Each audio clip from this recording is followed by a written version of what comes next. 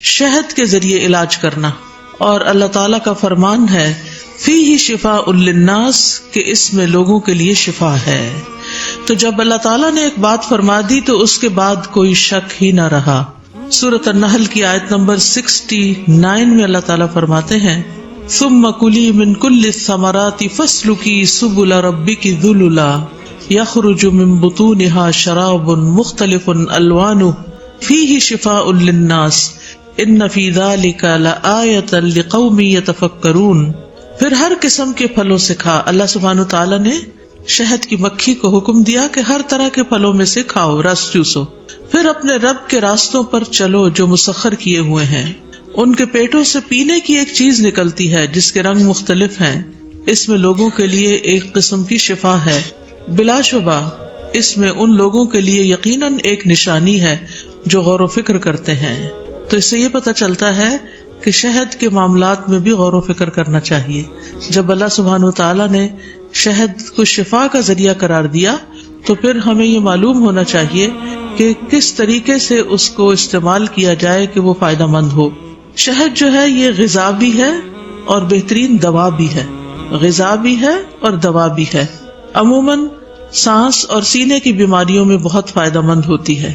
اگر سرکے میں حل کر کے استعمال کیا جائے تو صفراوی مادے کو تحلیل کرتی ہے، جگر کو صاف کرنے میں نہایت مفید ہے، اس کے استعمال سے پیشاب اور حیض کھل کر آتا ہے۔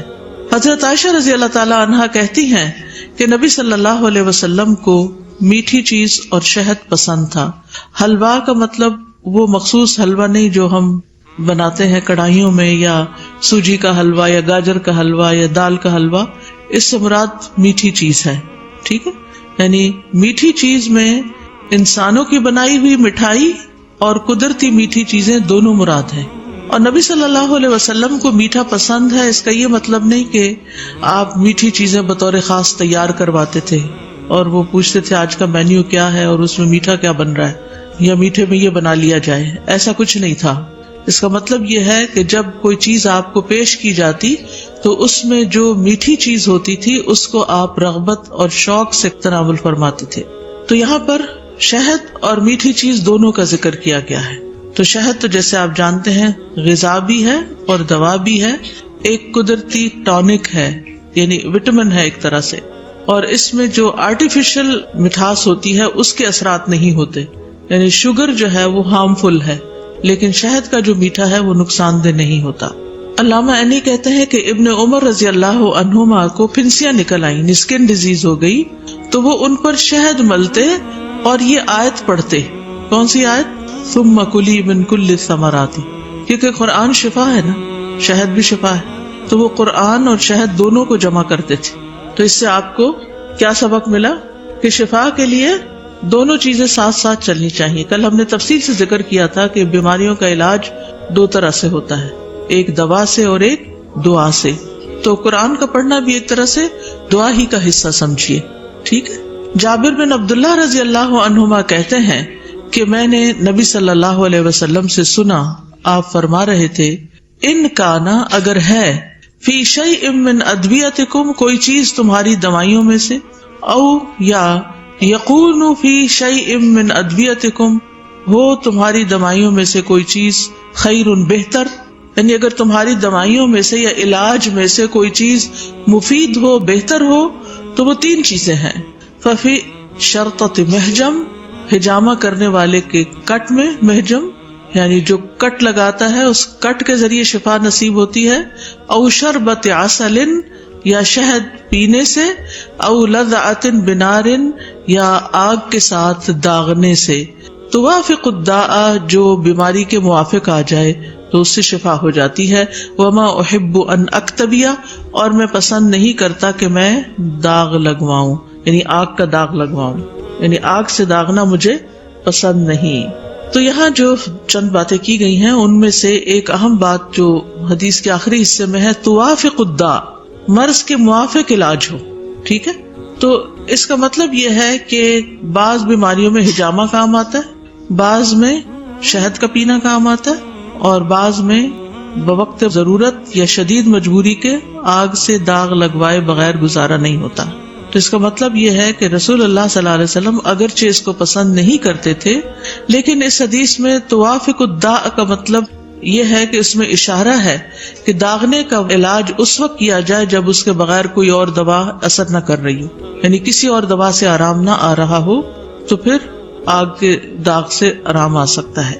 لیکن اس سے چونکہ مریض کو تکلیف بہت ہوتی ہے، اس لیے آپ صلی اللہ علیہ وسلم اس کو پسند نہیں کرتے تھے. پھر دوسری بات یہ ہے کہ یہاں پر آپ صلی اللہ علیہ وسلم نے جو ہجامہ کرنے والے کا کٹ ہے اس کا جو ذکر کیا، تو یہ بھی علاج کا ایک طریقہ ہے. کل بھی بتایا گیا تھا. اس کو سینگی لگوانا بھی کہتے ہیں، پچھنے لگوانا بھی کہتے ہیں، کپنگ بھی کہتے ہیں، ہجامہ بھی کہتے ہیں. تو ان سب کے اندر جو کانسیپٹ ہے وہ یہ کہ جسم سے فاسد خون کو نکالا جائے جہاں پر بلاکیج ہو جاتے ہیں.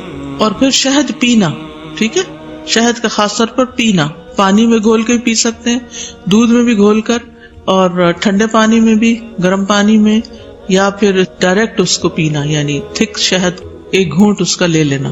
جیسے ایک روایت میں آتا ہے کہ جو ہر مہینے 3 دن شہد کا گھونٹ پی لیتا ہے وہ بیماریوں سے محفوظ رہتا ہے. تو اس میں یہ ہے کہ آپ صبح نہار منہ اس کو جیسے ایک گھونٹ بھرتے ہیں شہد کا، اس طرح بھر لے. ایک شخص نبی صلی اللہ علیہ وسلم کے پاس آیا تو کہنے لگا کہ میرے بھائی کو پیٹ کی شکایت ہے، ٹھیک ہے، یعنی اس کو ایموشن لگے ہوئے. فقال اسقہ عسلا، آپ نے فرمایا اس کو شہد پلاؤ. ثم اتى الثانیۃ، پھر وہ دوبارہ آ گیا کہ آرام نہیں آیا تو اب کیا کریں. فقال اسقہ عسلا، تو آپ نے فرمایا کہ تم اس کو شہد پلاؤ. ثم اتاه الثالثہ، پھر وہ تیسری بار آ گیا. فقال اسقہ عسلا، آپ نے فرمایا اس کو شہد پلاؤ. ثم اتاه، پھر آ گیا.